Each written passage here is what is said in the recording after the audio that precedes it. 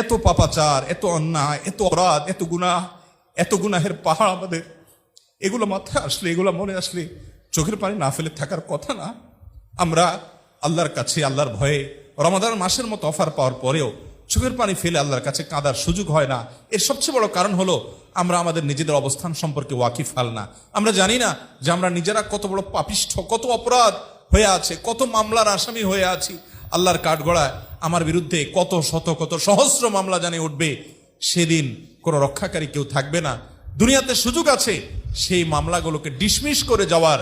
অনেক হতভাগা আছে, অনেক হতভাগা আছে গোটা রমাদান জুড়ে। হয়তো তিনি রোজা রেখেছেন, সিয়াম পালন করেছেন, সাহারি করেছেন, ইফতার করেছেন, তারাবি করেছেন, কোরআন তিলাওয়াত করেছেন, পড়ে শেষ করে খতম দিয়েছেন, অনেক ইবাদত করেছেন মাশাআল্লাহ। গোটা রমাদানে একটিবারের জন্য মালিকের কাছে নিজের গুনাহের জন্য আল্লাহর ভয়ে সন্ত্রস্ত হয়ে